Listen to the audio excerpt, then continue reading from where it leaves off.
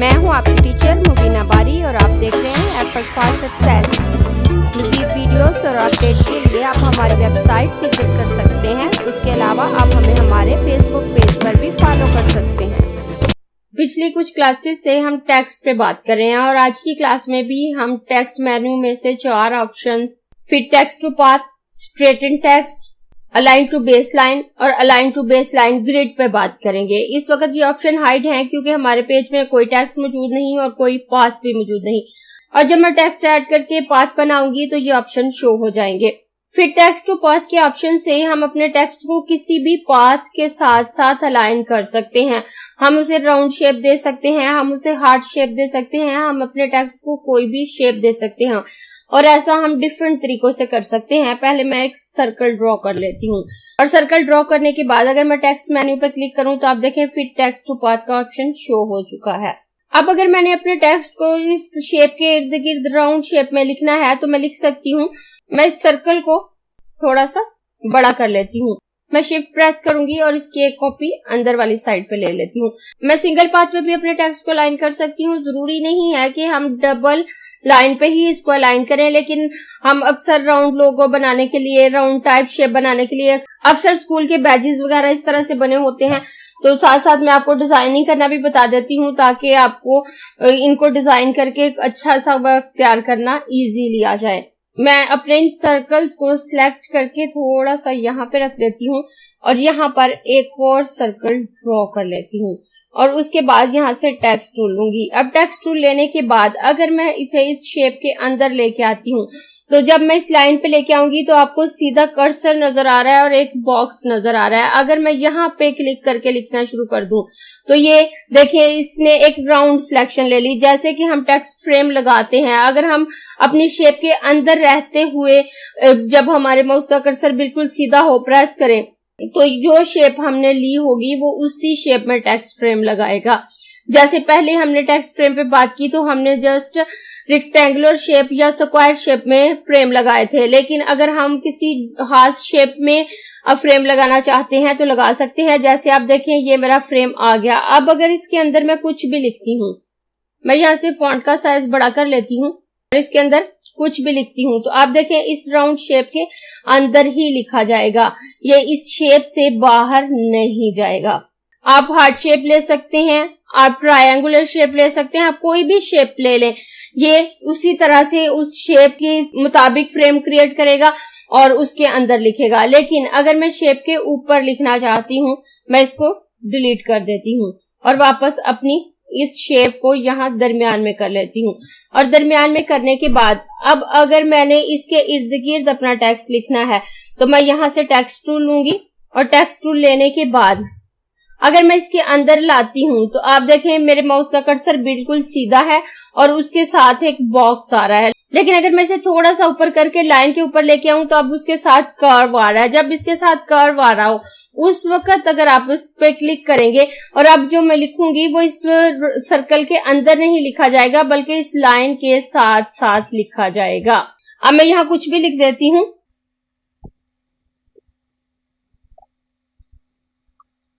ये मैंने लिख दिया राउंड शेप लोगो डिजाइनिंग।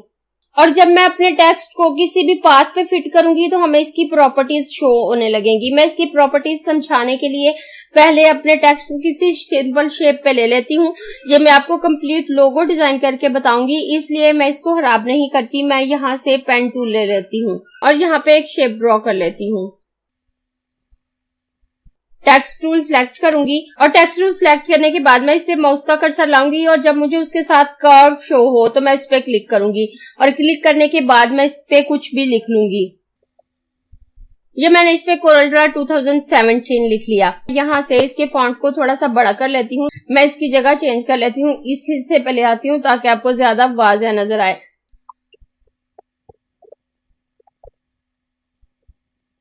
और उसके बाद मैं इस टेक्स्ट को सिलेक्ट करूंगी और सिलेक्ट करने के बाद प्रीसेट पे आती हूँ। अब अगर मैं इस प्रीसेट को अप्लाई करती हूँ तो आप देखिए मेरा टेक्स्ट उसी के मुताबिक हो जाएगा। अगर मैं इस प्रीसेट को अप्लाई करती हूँ तो मेरा टेक्स्ट इसके मुताबिक हो जाएगा। अगर मैं इस वाले प्रीसेट को अप्लाई करती हूँ तो आप देखिए साथ साथ मुझे वो इफेक्ट नजर आ रहे हैं जो प्रीसेट भी मैं इस पे अप्लाई कर रही हूँ। अगर मैं बने हुए स्टाइल में से कोई अप्लाई करना चाहती हूँ तो मैं यहाँ से कर सकती हूँ। और उसके बाद नेक्स्ट ऑप्शन हमारे पास डिस्टेंस फ्रॉम पाथ है। अगर हम अपने टेक्स्ट को पाथ से दूर करना चाहते हैं तो हम इस ऑप्शन पे क्लिक करके कर सकते हैं। यहाँ जो हमें डिस्टेंस शो हो रहा होता है वो 0 होता है। और अगर हम ऊपर वाले ट्रायंगल पे क्लिक करते हैं तो आप देखें हमारा डिस्टेंस हमारे पाथ से ज्यादा होने लगता है। और अगर हम नीचे वाले ऑप्शन पे क्लिक करते हैं तो ये वापस हमारे पाथ के करीब आने लगता है। और अगर हम इसे माइनस की तरफ लेके जाते हैं तो हमारा टेक्स्ट हमारे पाथ के नीचे चला जाता है। मैं इसे वापस 0 कर देती हूँ। और उसके बाद नेक्स्ट ऑप्शन ऑफसेट का है। इससे हमारा टेक्स्ट हमारे पाथ के साथ साथ मूव करता है। अगर मैं इसके ऊपर वाले ट्रायंगल पे क्लिक करूं तो ये राइट साइड पे मूव करता है और नीचे वाले ट्रायंगल पे क्लिक करूं तो लेफ्ट साइड पे मूव करेगा। आप देखें जैसे जैसे मैं इस ऑप्शन पे क्लिक कर रही हूँ मेरा टेक्स्ट मूव कर रहा है। और पहले भी इसी ऑप्शन को यूज करते हुए मैं इसे मूव करके पीछे ले आई थी। अगर मैं इसे ऊपर वाले ऑप्शन पे क्लिक करूं तो ये राइट साइड की तरफ मूव करेगा। और अगर मैं नीचे वाले ऑप्शन पे क्लिक करूं तो ये लेफ्ट साइड पे मूव करेगा। और उसके बाद नेक्स्ट ऑप्शन हमारे पास फ्लिप करने का है। पहला ऑप्शन मिरर हॉरिजॉन्टल का है और उसके बाद मिरर वर्टिकल का है। ये बिल्कुल वैसे ही है जैसे हम अपने ऑब्जेक्ट को मिरर करते हैं। और जब मैं अपने इस लोगो को कंप्लीट करूंगी तो ये ऑप्शन यूज करके बताऊंगी। और उसके बाद नेक्स्ट ऑप्शन हमारे पास टिक स्नैपिंग का है। मैं इसको डिलीट कर देती हूँ और एक सर्कल लेकर उस पर टेक्स्ट लिख लेती हूँ। और टेक्स्ट लिखने के बाद मैं यहाँ टिक स्नैपिंग की तरफ आती हूँ। हमारा टिक स्नैपिंग का ऑप्शन ऑफ हो या ऑन देखने में आपको कोई फर्क फील नहीं होगा। जब आप इसको यूज करेंगे तो आप फर्क को फील कर पाएंगे। अगर मेरा टिक स्नैपिंग का ऑप्शन ऑन है और यहाँ पे मेरा डिस्टेंस 1 इंच है और मैं इस टेक्स्ट को सिलेक्ट करते हुए बाहर की तरफ ड्रैग करूं तो जैसे ही मैं 1 इंच पे पहुंचूंगी ये हल्का सा चिपकेगा, ये हल्का सा भारी फील होगा। वो मुझे रुक कर थोड़ा सा इंडिकेट करेगा कि आप 1 इंच पे पहुंच गए। हाँ, इसके बाद ये नहीं है कि मैं इसे बाहर की तरफ ड्रैग करूं तो वो ड्रैग होना बंद हो जाएगा। मैं बाहर इसे जितना चाहूं ड्रैग कर सकती हूँ और वापस जितना चाहूं ला सकती हूँ। लेकिन जैसे ही अगर वापस आते हुए भी मैं 1 इंच पे आऊंगी तो वो वहां से थोड़ा सा चिपक के चलेगा। बहुत ज्यादा नहीं चिपकेगा कि वर्क करना रुक जाए, वो वर्क कर रहा होगा। और उसके बाद जब मैं अपने पाथ के पास आऊंगी तो वो एकदम खिंचाव सा फील होगा। मैं इसे दोबारा 1 इंच पे लेके जाऊं तो यहाँ वो हल्का सा भारी सा फील होगा। मुझे ये सॉफ्टवेयर यहाँ मेरा ऑप्शन थोड़ा सा रुकेगा और उसके बाद आगे को चलेगा। और अगर ये ऑप्शन ऑफ होगा तो उसके बाद आप इसे जैसे ही भी मूव करेंगे इसकी स्नैपिंग फील नहीं होगी। उसके बाद यहाँ से आप इसका फॉन्ट चेंज कर सकते हैं। उसके बाद अगर आप फॉन्ट के साइज को चेंज करना चाहते हैं तो यहाँ से कर सकते हैं। अगर आप अपना टेक्स्ट को बोल्ड करना चाहते हैं तो यहाँ पे क्लिक करके बोल्ड कर सकते हैं। अगर अटैलिक करना चाहते हैं तो इस ऑप्शन से इसको अटैलिक कर सकते हैं। और उसके बाद नेक्स्ट ऑप्शन हमारे पास टेक्स्ट प्रॉपर्टीज का है। टेक्स्ट प्रॉपर्टी का ऑप्शन वही है जो हमारे टेक्स्ट मेन्यू में सबसे पहले नंबर पे मौजूद है। और उसके अलावा जब हम अपना टेक्स्ट टूल लेते हैं तो भी हमारे पास टेक्स्ट प्रॉपर्टी का ऑप्शन मौजूद है। और टेक्स्ट प्रॉपर्टी के ऑप्शन को हम ऑलरेडी बहुत डिटेल से देख चुके हैं कि इससे आप अपने टेक्स्ट को कैसे हैंडल कर सकते हैं, कैसे उसकी कलरिंग चेंज कर सकते हैं। तो यहाँ से अगर आप कोई वर्क करना चाहते हैं तो ये आप ऑलरेडी सीख चुके हैं। और अगर आपने मेरी वीडियो नहीं देखी तो आप टेक्स्ट प्रॉपर्टी वाली मेरी वीडियो देखकर इस ऑप्शन को अच्छे से सीख सकते हैं। मैं इसको क्रॉस कर देती हूँ। और इसके साथ ही फिट टेक्स्ट टू पाथ की तमाम प्रॉपर्टीज कंप्लीट हो जाती हैं। लेकिन उसके अलावा भी बहुत कुछ है जो बताना बाकी है। जब मैं अपने टेक्स्ट को पाथ के साथ फिट करती हूँ, फिट करने के बाद अगर मुझे पूरे पाथ को सिलेक्ट करना है तो मैं पिक टूल से इसको सिलेक्ट करते हुए इस पे क्लिक करूंगी तो मेरा पूरा पाथ सिलेक्ट होगा। और उसके बाद मैं इस पूरे पाथ को मूव कर सकती हूँ और उसके साथ ये नोड भी सिलेक्ट होंगे। अगर मैं इन नोड को पकड़कर ड्रैग करूं तो मेरा टेक्स्ट मूव होगा। इसकी साइजिंग में कोई चेंज नहीं आएगा। मैं पाथ से इसका फासला ज्यादा कर सकती हूँ या इसकी जगह चेंज कर सकती हूँ। और इसकी जगह चेंज करते हुए जब मैं सेंटर में पहुंचूंगी तो मुझे ये रेड लाइन शो होगी। इस वक्त मैं अपने सर्कल के सेंटर में हूँ तो मुझे ये लाइन शो हो रही है। और अगर मैं इसको इस साइड पे लेके आऊं और इस वक्त मैं वर्टिकल सेंटर में हूं तो मुझे ये लाइन शो हो रही है। उसके बाद नीचे लेके आऊं तो इस वक्त मैं यहाँ पे सेंटर पे हूँ। मैं दोबारा इसको पकड़कर पाथ के करीब ले आती हूँ। जब भी आप अपने ऑब्जेक्ट के सेंटर में आएंगे, ये सॉफ्टवेयर रेड लाइन से आपको इंडिकेट कर देगा कि आप सेंटर में हैं। जब पिक टूल से इसको सिलेक्ट करते हैं तो आप पूरे पाथ को छोटा बड़ा कर सकते हैं और टेक्स्ट उसके साथ ही रहेगा, या फिर यहाँ से टेक्स्ट को मूव कर सकते हैं या इसके पाथ के फासले को ज्यादा कर सकते हैं। लेकिन अगर आप टेक्स्ट की साइजिंग को चेंज करना चाहते हैं तो उसके लिए आप यहाँ से टेक्स्ट टूल को सिलेक्ट करेंगे, और जब आप टेक्स्ट टूल सिलेक्ट करने के बाद इसको सिलेक्ट करेंगे तो आप देखें जस्ट आपका टेक्स्ट सिलेक्ट हुआ है, ये पाथ नहीं। और अब अगर आप इन नोड को पकड़कर ड्रैग करेंगे तो इसका साइज बड़ा या छोटा होगा। अगर आपने अपने टेक्स्ट के साइज को बड़ा करना है तो आप इन नोड को पकड़कर ड्रैग करें तो इसका साइज बड़ा हो जाएगा। अगर आप ये कॉर्नर वाले नोड को पकड़कर ड्रैग करते हैं तो ये प्रोपोर्शनली बड़ा छोटा होगा, लेकिन अगर आप जस्ट इस नोड को पकड़कर ड्रैग करते हैं तो इनका प्रोपोर्शन बिगड़ जाएगा, इसकी विड्थ ज्यादा हो जाएगी, हाइट में कोई फर्क नहीं आएगा। अब मैं अपने इस लोगो की तरफ आती हूँ और इस टेक्स्ट को सिलेक्ट करने के बाद मैं यहाँ से इसकी फॉन्ट को थोड़ा सा बड़ा कर लेती हूँ। मैं इसकी फॉन्ट को 36 पिक्सल कर देती हूँ और उसके बाद मैं यहाँ से इसका फासला थोड़ा सा ज्यादा कर दूंगी और इसे इन दोनों लाइंस के दरमियान में ले आऊंगी। और जब मैंने इसके फॉन्ट को चेंज किया और उसके अलावा इसके फासले को थोड़ा ज्यादा किया तो मेरा ये टेक्स्ट मूव करके थोड़ा साइड पे हो गया है, दरमियान में नहीं है। तो मैं यहाँ से इसको मूव करूंगी और मूव करके इसको बिल्कुल दरमियान में लाने की कोशिश करूंगी। और अब ये टेक्स्ट हमारा दरमियान में आ चुका है। मैं दोबारा इसको सिलेक्ट करूंगी और इसको बोल्ड कर देती हूँ। और बोल्ड करने के बाद अब अगर मैं इस नीचे वाले शेप में कलर फिल करना चाहूँ तो कर सकती हूँ। सिलेक्ट करूंगी और इसमें ब्लू कलर फिल कर देती हूँ और इस ऊपर वाली शेप को सिलेक्ट करके इसमें व्हाइट कलर फिल कर देती हूँ। अब देखें जैसे ही हमने इसके अंदर व्हाइट कलर फिल किया तो हमारी राइटिंग का कलर भी व्हाइट हो गया, क्योंकि हमारा ये वाला पाथ और ये राइटिंग एक हो चुके हैं। अगर हमने इस अंदर वाली जगह को खाली करना है तो उसके लिए जब हमने ये ऑब्जेक्ट लिया था और इसे टेक्स्ट को इस पाथ के साथ अटैच करने से पहले सिंप्लीफाई ऑप्शन से हम इस अंदर वाले हिस्से को काट कर खाली कर सकते हैं। अब अगर मैं इस टेक्स्ट को इस पाथ से अलग करना चाहूँ तो कर सकती हूँ। मैं इसको सिलेक्ट करूंगी और सिलेक्ट करने के बाद मैं ऑब्जेक्ट मेन्यू में आऊंगी और यहाँ से ब्रेक टेक्स्ट अपार्ट पे क्लिक करूंगी। क्लिक करने के बाद मैं बाहर क्लिक करूंगी। अब ये मेरा टेक्स्ट और मेरा ऑब्जेक्ट अलग हो चुके हैं। अब अगर मैं इसको मूव करूं तो आप देखिए मेरा ऑब्जेक्ट मूव कर रहा है, मेरा टेक्स्ट मूव नहीं कर रहा। और मैं कंट्रोल जी करके इसको वापस ले आती हूँ। अब अगर मैं इस अंदर वाली जगह को खाली करना चाहती हूँ तो मैं सिंप्लीफाई ऑप्शन से इसको काट भी सकती हूँ। मैं इस शेप को सिलेक्ट करूंगी और उसके बाद शिफ्ट के साथ अपनी नीचे वाली शेप को सिलेक्ट करूंगी और यहाँ से सिंप्लीफाई ऑप्शन पे क्लिक करूंगी, बाहर क्लिक करूंगी और इस शेप को उठाकर बाहर ले जाऊंगी। और अब ये मेरी शेप अंदर से कट चुकी है।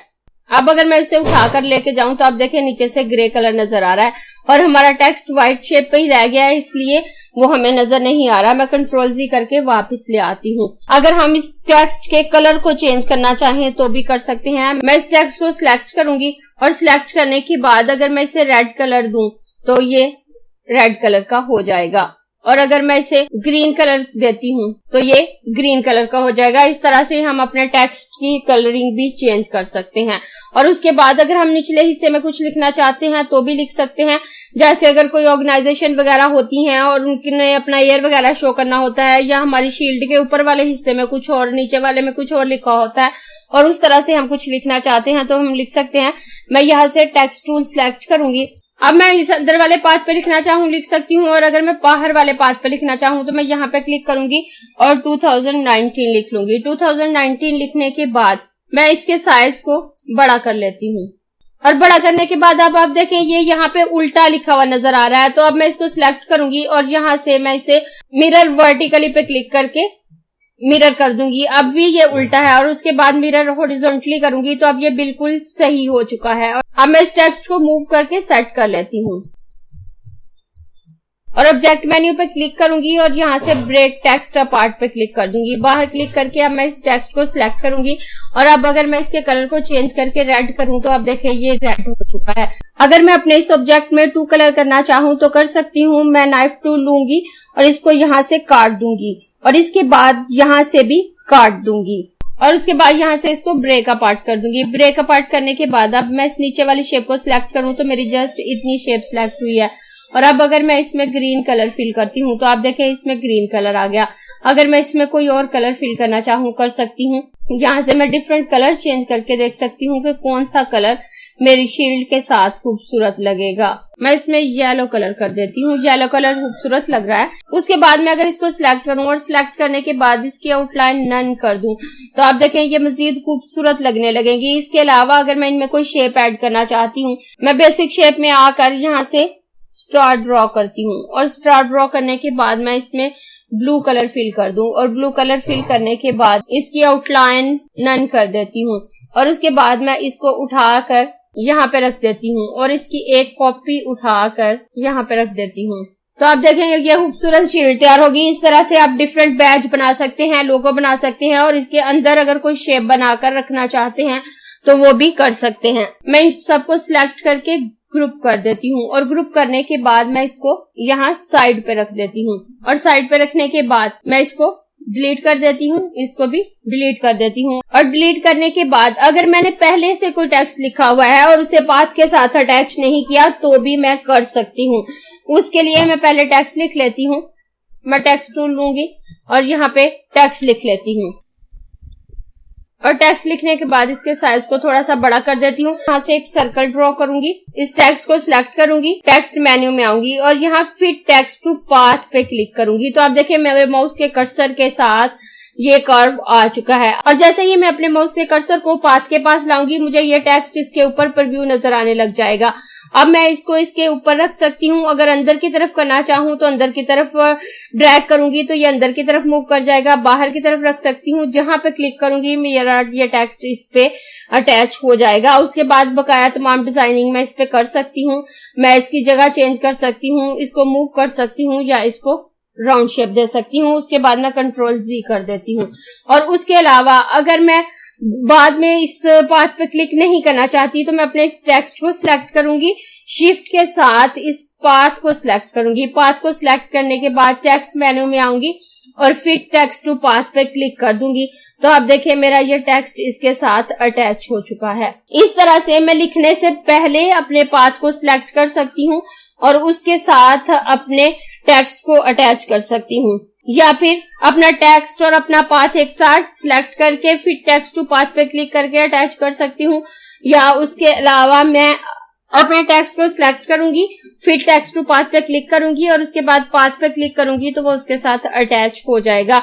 इस तरह से मैं इजीली इसे किसी भी शेप के साथ अटैच कर सकती हूँ और इससे हम डिफरेंट खूबसूरत लोगो बना सकते हैं। जैसे आप देखें यहाँ बेसिक शेप में आऊंगी और यहाँ से हार्ट शेप ले लेती हूँ और इसकी एक कॉपी यहाँ पे रख लेती हूँ। उसके बाद इस हार्ट शेप को लेकर इसमें रेड कलर फिल कर देती हूँ और रेड कलर फिल करने के बाद मैं यहाँ से एक सर्कल ड्रॉ करूंगी और इसको इस हार्ट शेप के साथ फिट कर दूंगी। और फिट करने के बाद पिक टूल लेकर शिफ्ट के साथ हार्ट शेप को सिलेक्ट करूंगी, सिंप्लीफाई ऑप्शन पे क्लिक करूंगी और सिंप्लीफाई ऑप्शन पे क्लिक करने के बाद बाहर क्लिक करूंगी। उसके बाद मैं इस सर्कल को उठाकर यहाँ साइड पे कर दूंगी तो ये मेरे हार्ट की शेप कट चुकी है। अब अगर मैं इस शेप के साथ कुछ लिखना चाहती हूँ तो लिख सकती हूँ।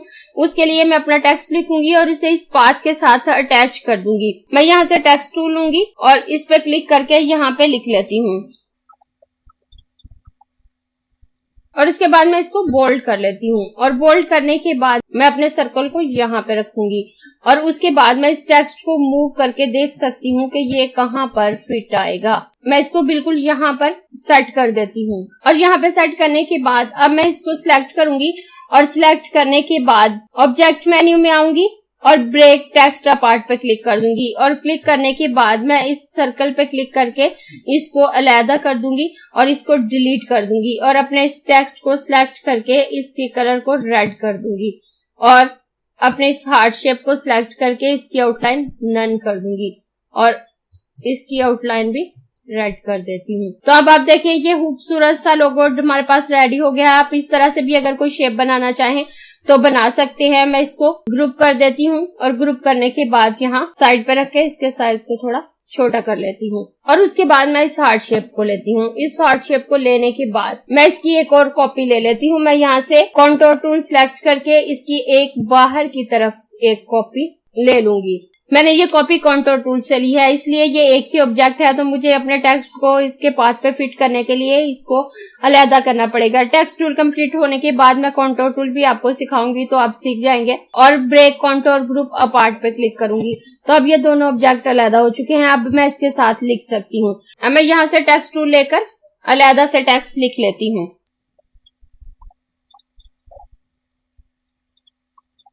और उसके बाद इस टेक्स्ट को सिलेक्ट करके टेक्स्ट मेन्यू में आऊंगी और यहाँ पे फिट टेक्स्ट टू पाथ पे क्लिक करूंगी और उसके बाद मैं इसको इस पाथ पे फिट कर दूंगी। और फिट करने के बाद मैं यहाँ से इसके फॉन्ट के साइज को थोड़ा ज्यादा कर लेती हूँ। और ज्यादा करने के बाद मैं इसको दोबारा सिलेक्ट करूंगी और सिलेक्ट करने के बाद मैं इसको थोड़ा मूव कर लेती हूँ। तो सिलेक्ट करूंगी और सिलेक्ट करने के बाद ऑब्जेक्ट मेन्यू में आऊंगी और यहाँ से ब्रेक टेक्स्ट पार्ट पे क्लिक करूंगी। अब मेरा टेक्स्ट अलहदा हो चुका है।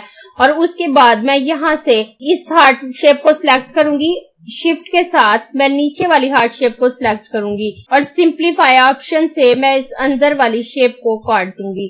और काटने के बाद मैं इस हार्ट को उठाकर अलहदा करके इसको डिलीट कर दूंगी। और मैं अपने टेक्स्ट को सिलेक्ट करके फिलहाल इसमें ग्रीन कलर फिल कर देती हूँ। और उसके बाद मैं इस नीचे वाली शेप में रेड कलर फिल कर देती हूँ। रेड कलर फिल करने के बाद मैं यहाँ से नाइफ टूल लूंगी और नाइफ टूल लेने के बाद मैं यहाँ से इस शेप को काट दूंगी और उसके बाद मैं यहाँ से भी इस शेप को काट दूंगी। काटने के बाद मैं इसको सिलेक्ट करूंगी और यहाँ से ब्रेक अपार्ट कर दूंगी। ब्रेक अपार्ट करने के बाद अब मैं इस हिस्से को सिलेक्ट करूंगी और इसको बाहर ड्रैग कर दूंगी। तो मेरी आउटलाइन बाहर ड्रैग हो चुकी है और उसके बाद मैं इस आउटलाइन को भी यहाँ से रिमूव कर देती हूँ। और उसके बाद मैं दोबारा इसको सिलेक्ट करूंगी और दोबारा ब्रेक अपार्ट करूंगी और यहाँ से इस शेप को उठाकर भी यहाँ से डिलीट कर दूंगी। मैं इन तमाम शेप्स को यहाँ से सिलेक्ट करके डिलीट कर देती हूँ। और डिलीट करने के बाद मैं इस टेक्स्ट को सिलेक्ट करके इसके कलर को भी रेड कर देती हूँ। तो आप देखें हमारे पास एक खूबसूरत हार्ट शेप लोगो आ गया। आप इस तरह से भी अगर कोई लोगो बनाना चाहते हैं तो बना सकते हैं। और अब अगर मैं इस शेप को उठाकर इसके अंदर रखती हूँ तो भी हमारे पास एक खूबसूरत इफेक्ट आएगा। उसके बाद मैं इस हार्ट शेप को उठाकर इसके अंदर रख देती हूँ और उसके बाद मैं इसको ग्रुप करूंगी और ग्रुप करने के बाद मैं इसके साइज को छोटा कर देती हूँ और छोटा करने के बाद मैं यहाँ साइड पे रख देती हूँ। और अब मैं अपने नेक्स्ट टॉपिक की तरफ आऊंगी। मैं यहाँ पर अब एक इलिप्स ड्रॉ करूंगी और इलिप्स ड्रॉ करने के बाद इसके साथ टेक्स्ट को रैप कर दूंगी, राउंड कर दूंगी और इसको सिलेक्ट करके ऑब्जेक्ट मेन्यू में आऊंगी और ब्रेक टेक्स्ट अपार्ट कर दूंगी। ब्रेक टेक्स्ट अपार्ट करने के बाद मैं इस सर्कल को उठाकर डिलीट कर देती हूँ। अब आप देखें मेरा ये टेक्स्ट राउंड है। जब हम अपने टेक्स्ट को किसी भी पाथ के साथ फिट करते हैं तो वो उसी पाथ के मुताबिक टर्न हो जाता है, चाहे वो शेप राउंड है, हार्ट शेप है या ट्रायंगल शेप है या रेक्टेंगल शेप है, वो उसी पाथ के साथ फिट हो जाता है। अगर हमने किसी भी शेप में अपने टेक्स्ट को फिट किया और उसके बाद उसको सीधा करना चाहते हैं तो कर सकते हैं।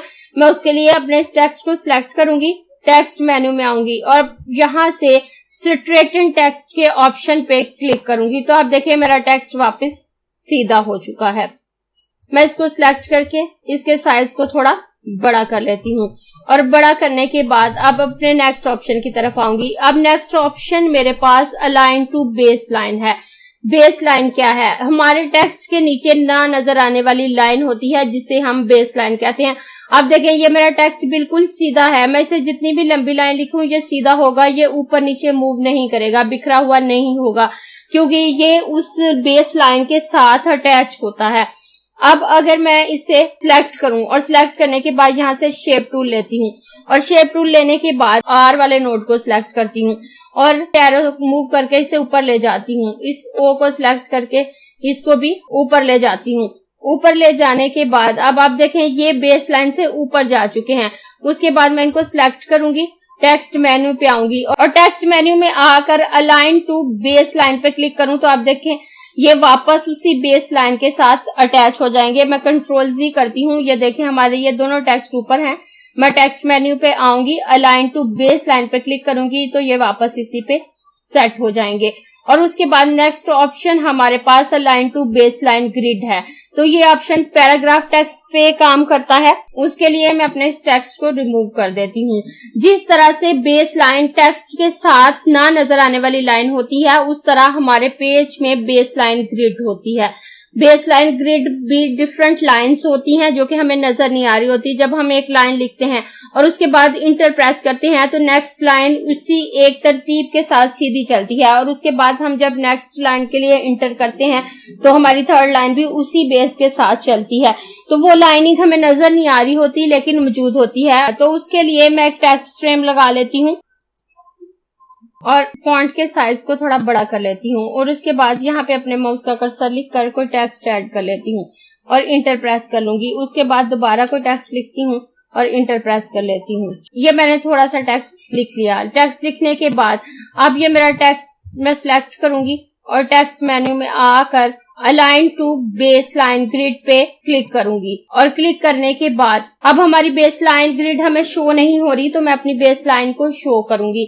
तो यहाँ से मैं व्यू मेन्यू में आऊंगी और यहाँ से ग्रिड ऑप्शन पे आकर बेस लाइन ग्रिड पे चेक लगाऊंगी तो मेरी बेस लाइन हमें शो होने लगेगी। और मैं इसको थोड़ा सा जूम कर लेती हूँ, और जूम करने के बाद मैं टेक्स्ट को सिलेक्ट करूंगी, और सिलेक्ट करने के बाद अब आप देखिएगा मैं जैसे ही अपने फ्रेम को मूव करूंगी, अगर मैं इसे थोड़ा मूव करती हूँ तो आप देखिए मेरा टेक्स्ट मूव नहीं किया। जब मैं अपनी नेक्स्ट लाइन पे जाऊंगी तो मेरा टेक्स्ट दूसरी लाइन पे शिफ्ट हो जाएगा। उसके बाद अगर मैं थोड़ा नीचे मूव करती हूँ तो ये मूव नहीं करेगा मेरा टेक्स्ट, लेकिन जब मैं नेक्स्ट लाइन पे आऊंगी तो मेरा टेक्स्ट मूव करेगा। आप देखें मैं जैसे ही इसे ऊपर की तरफ लेके जा रही हूँ तो एकदम से मेरा टेक्स्ट मूव नहीं करा। इसके साथ साथ जैसे ही नेक्स्ट लाइन को मेरा फ्रेम क्रॉस करता है तो मेरा टेक्स्ट मूव करके नेक्स्ट लाइन पे शिफ्ट हो जाता है। जैसे ही मैं टेक्स्ट को राइट टू लेफ्ट मूव करूँ तो ये इस लाइन को बिल्कुल भी नहीं छोड़ा, लेकिन जब मैं इसे ऊपर की तरफ मूव करती हूँ तो अब आप देखिए मेरा टेक्स्ट मूव नहीं किया। मैं इसे थोड़ा मूव कर रही हूँ, मेरा टेक्स्ट वहीं पे है, लेकिन जैसे ही वो उस लाइन को क्रॉस करके नेक्स्ट लाइन पे पहुंचेगा तो मेरा टेक्स्ट मूव कर देगा, लेकिन थोड़ी सी चेंजिंग से ये टेक्स्ट मूव नहीं करेगा, इस बेस लाइन के साथ अटैच हो चुका है।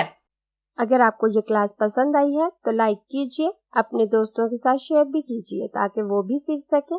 आप अपने क्वेश्चंस और व्यूज नीचे कमेंट बॉक्स में लिख सकते हैं, और अगर आपने चैनल सब्सक्राइब नहीं किया तो प्लीज सब्सक्राइब कीजिए ताकि आपको आने वाली वीडियोस का नोटिफिकेशन फौरन से मिल सके।